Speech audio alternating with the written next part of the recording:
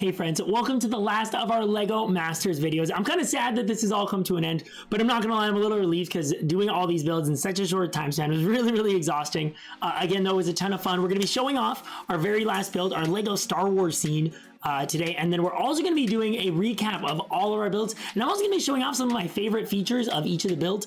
That way you guys can get a little bit more insight in how all these builds came together. So let's dive on in and check out all of these wonderful builds with you guys.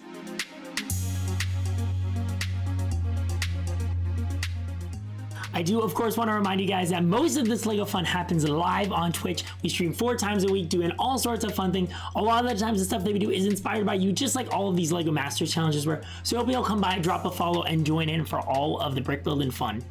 Let's take a look at our final build from the LEGO Masters Challenge. That was the Star Wars scene from week 9. We decided to go with the scene of the Death Star trench run. I gave you guys a couple options. This is what you voted on. Overall, really pleased with this build. Admittedly, a bit smaller than I thought. I spent a lot of time working on the X-Wing and didn't end up using some of those designs, so we just went back to something simpler. But I still think we worked out a really amazing scene. You get that nice trench feel. We've got both of the ships at a nice little angle here. Lots of great details on the X-Wing, of course, making use of some great new pieces to allow us to get in some like engine details. We've of course got R2-D2 behind the cockpit, some of the nice red striping on the wings and on the body, and then moving on to the TIE fighter, we've got, you know, a little blaster coming out there. You can see the cockpit. We've got some decent shaping on the outside, a little bit more you know, 8-sided than 6-sided, but you still get that nice X pattern. And then you can see we've got some fun details on the trench itself with the turret, as well as lots of crazy greebling detailing, a word that comes from the Star Wars universe. And overall, I think it just all comes together to bring a really nice package with some cool bleeding edges to it, imply that the build just continues on.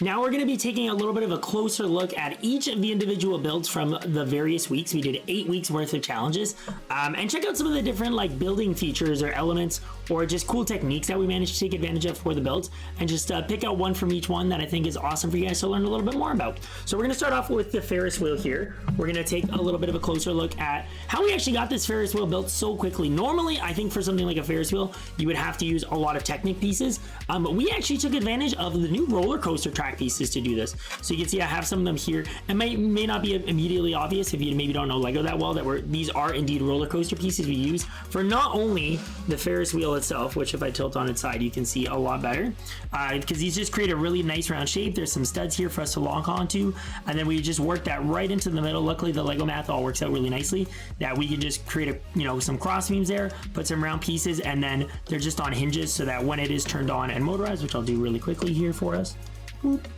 and they should get paired up.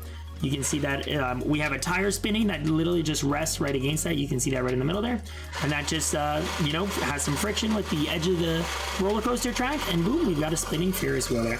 The only thing that kind of stinks about this one is that for some reason the spacing at the top and bottom wasn't quite right. I think that might have just been the way that I rushed the build, and to be honest, I think by actually removing one of the little Technic pieces here and just having it on one side, that will loosen it up a little bit and allow these to swing a little bit more naturally. But a nice little way to be able to take advantage of a cool new piece to do something totally different. Our build for the Week 2 Challenge Space Smash ended up being a classic Space Moon base, one of my favorite themes, and something I always am happy to build for. And one of my favorite things about this one was actually just the general shaping. You can see this guy has a really cool Lego brick look. From the front, it's got like 2 studs, but I decided to go with some rounded edges, and that's it in particular what I wanted to highlight. Sorry about that, Benny.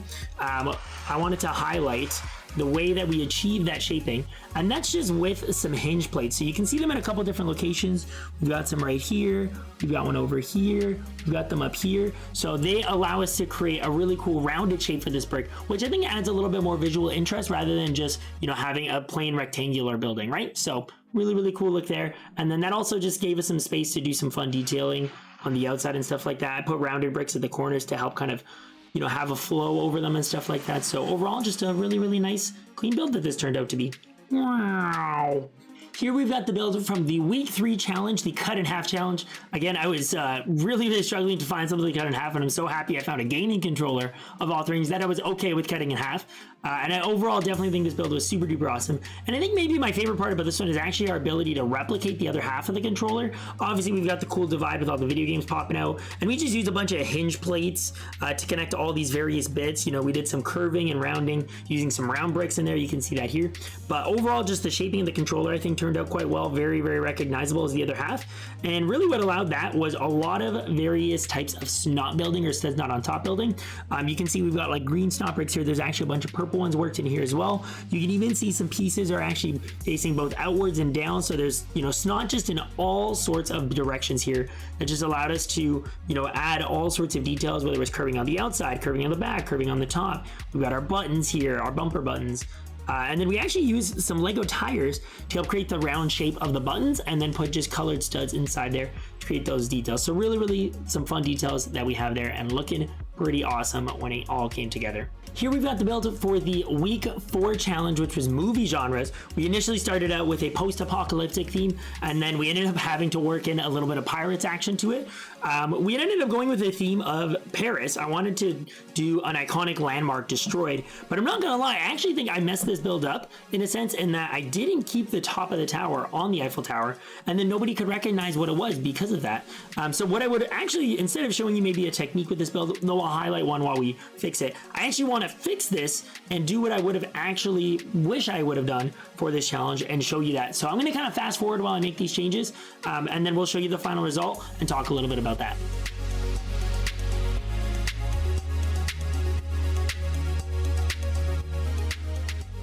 All right, we've now got our updated build, and I think it immediately makes a big difference in the impact of the build. Just becomes substantially more recognizable. So I'm just gonna remove the pirate ship and tilt this up for you guys. I don't think anything else was loose on there. I apologize if anything falls out. But if I don't, there we go, our meteorite fell out because I didn't attach that. But I think you can immediately see that it makes a big difference in how much this actually looks like what we intended it to be. And I think it helps tell a little bit more of the story behind kind of what's going on here, because our theme really was to have the pirates pillaging for bread. They were looking for croissant and baguettes, very French things, of course. So that was supposed to be kind of part of the fun and silly story of this silly movie that we were trying to tell. So it is kind of interesting to see and just, you know, look back on the builds and see what you might have done differently to maybe sell the story a little bit better. For the week 5 challenge, Mega City block, our friends on Twitch voted for us to do a holiday themed block. Definitely something you wouldn't really expect to see a Mega City block for, and admittedly within the 3-hour time form, it was pretty hard to get a big epic building without keeping it too simple, so I decided to go smaller and more detailed. And I think we did a good job of that, getting lots of fun details on our build here overall. But I wanted to highlight building technique wise was just the gingerbread man. It actually came together pretty quick, I would say in less than 10 minutes. And just building a simple character really depends on the pieces that you choose to use to give it expression and stuff like that. And then posability goes a long way too. So we can use some simple pieces like some tooth pieces to create some rounded eyebrows. We actually used a sausage piece for the mouth to give him a nice angry look. Some simple cheese slopes for a bow tie. And then you can see we just made great use of some ball joints here to give him lots of posability so he can be in a fun little pose and really bring some life to this awesome little character. For the week 6 challenge, I don't actually want to give too much away on how I made this so strong, but I will highlight a couple of different things that I think went a long way to help. I used lots of snot pieces to allow us to connect all these plates together. So all these plates on the faces and the sides and the top are all interlocked across many different layers of bricks through some snot bricks. You can see I didn't fill in some of them here on the side. We did actually mix in some Technic bricks as well. So these kind of help keep the structure of the bridge together because it changes the directions that the weight is being distributed. And then you can even just see if I turn this around to the back, we've got lots of interlocking happening. You can see some of the snot bricks here. I would actually say this is relatively unfinished, and I do think had I had more time to finish this up and seal it all in, would have even helped make the bridge a little bit stronger. But it does kind of give you an idea that there's lots of plates mixed in, of course, and even when we are using bricks, we're making sure to lock that in with plates afterwards, and that makes it really strong, so you can apply these to your own builds to make them extra strong as well. For the week 8 challenge, Good versus Evil, we ended up having the minifigure pair of the Hot Dog Man and Baker chosen. The Hot Dog Man was chosen to be good, the Baker was chosen to be evil. So really strange, idea, but it was kind of sweets versus savory. And we, with the Baker, we just decided that she was gonna be throwing pies at everyone. Someone had suggested in the chat. I thought it was a fun idea. I won't lie though, I definitely ended up spending probably a little bit too much time on the hot dog spaceship, but I do think it turned out so fantastically well that maybe the rest of this build didn't really matter as much, with this kind of being the centerpiece and focus. And what I wanted to show you guys with this build was how I built the rounded shape of the hot dog, because what's cool is it's actually built both up and downwards, because we have the slopes on the bottom and slopes on the top, so you can see these kind of perfectly mirror each other, and just makes for a really nice round looking shape on the hot dog bun. And how we did that was, I'm going to try and pry this up, hope this doesn't mess up too much. Let's wiggle, wiggle, wiggle, come on, separate for me. There we go. Okay, so we kind of got the whole core here, but it helps us see. What we did is we actually used some snot bricks, some of these newer 1x2x5 plate high ones. So they have 4 studs on the front, and we used 2 of them, and we just connected them together with some pieces here. And you can see these 2 split because I didn't actually put a tile on that one. But basically we've locked them together, and that allows us to build on the top and bottom and connect these 2 different layers together. So really, really simple way to be able to build upside down. Obviously it does require you to have a lot of space in the interior to do this because it is quite thick, but luckily with the size of the hot dog spaceship, we were very easily able to hide all that detailing there. With our build for the week 9 challenge, which was to build a Star Wars scene, an iconic Star Wars scene at that, we did it with the Death Star trench run, and honestly I just love this kind of building. I was so happy and excited to be able to do this.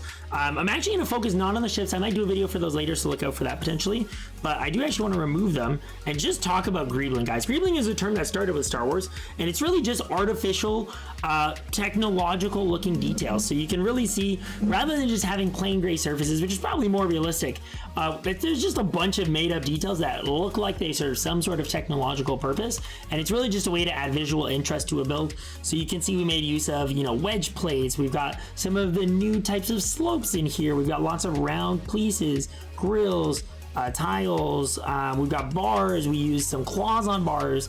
We used some of the newer types of rounded pieces. You know, I actually used some brackets here to attach some pieces in some funky ways. Again, more piping. And then just a fun, silly little detail. This was actually supposed to be an N for the initial of my name. And then something that I think added a lot of visual interest as well is, rather than having a rigid build with cut edges, you can actually see there's like a line of the base plates that we actually use as our main frame here, but we built off of them and let the build kind of bleed out. I always think that makes it look a little bit more interesting because it kind of lets the mind wander off rather than just being like a cut edge where it just kind of ends abruptly. So I think adding a little bit of transition essentially can really take a build to the next level and can be really, really fun to add into a lot of your builds.